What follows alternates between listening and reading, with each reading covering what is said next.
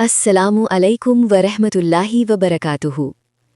मेरी प्यारी इस्लामी बहनों और भाइयों, आज का हमारा बयान एक बहुत ही नाजुक लेकिन बेहद ज़रूरी मौजू पर है।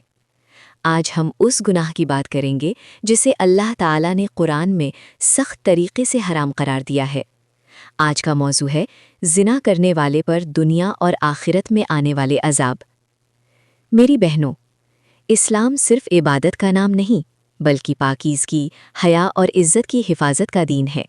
और ज़िना उस गुनाह का नाम है जो इंसान की इज़्ज़त, घर, नस्ल और समाज सबको तबाह कर देता है। अल्लाह ताला कुरान में फरमाता है, और ज़िना के करीब भी मत जाओ, निश्चय ही वो बेहयाई है और बहुत बुरा रास्ता है।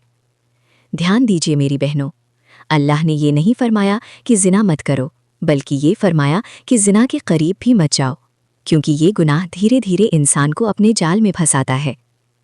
अब हम समझते हैं कि ज़िना करने वाले पर दुनिया में क्या क्या अजाब आते हैं।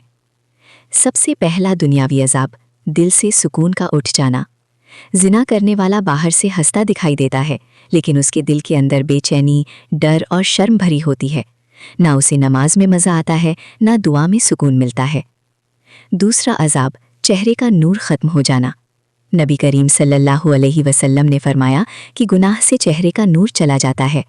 ज़िना करने वाला चाहे कितना ही सजे संवरे, लेकिन उसके चेहरे से रूहानी रोशनी उठ जाती है। तीसरा अजाब, रिश्तों की तबाही। ज़िना घरों को तोड़ देता है। शादीशुदा ज़िना करे तो घर उजड़ जाता है, बच्चों का भविष्य अंधेरे में चला जाता है, भरोसा ख़त्म हो जाता है और शक ने घर में जगह बना ली जाती है।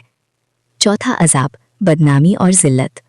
अक्सर देखा गया है कि ये गुनाह छुपा नहीं रहता, कभी किसी के ज़रिए, कभी हालात के ज़रिए अल्लाह ताला इंसान की पोल खोल देता है।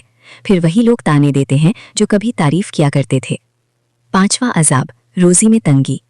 ज़िना सिर्फ बदन का गुनाह नहीं, ये अल्लाह की नाफरमानी है, और नाफरमानी से बरकत उठ जाती है।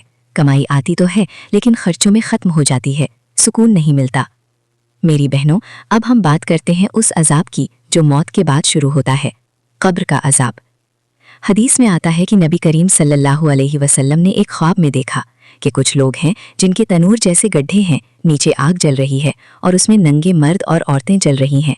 जब आग की लपट ऊपर आती है तो वे चिल्लाते हैं, और जब नीचे जाती है तो उन्हें थोड़ी राहत मिलती है। नबी करीम से पूछा गया, ये कौन है? तो फरमाया गया, ये ज़िना करने वाले हैं। मेरी बहनों, सोचिए उस कब्र को जो पहले ही अंधेरी और तंग है, और उसमें आग का अजाब। फिर आएगा क़यामत का दिन। उस दिन ज़िना करने वाले के लिए सख्त रुसवाई होगी। लोगों के सामने उसके आमाल खोले जाएंगे। जिस गुनाह को वो दुनिया में छुपाता रहा, वो सबके सामने रख दिया जाएगा।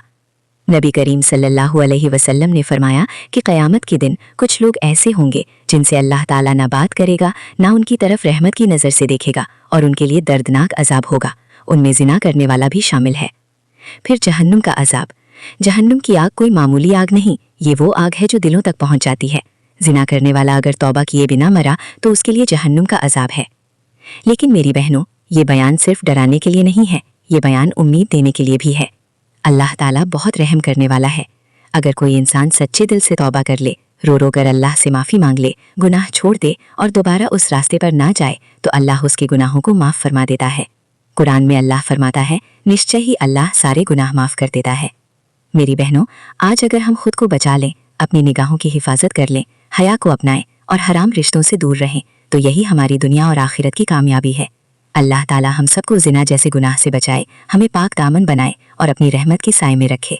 आमीन या रब्बुल आलमीन। अस्सलामु अलैकुम वरहमतुल्लाहि वबरकातुहू।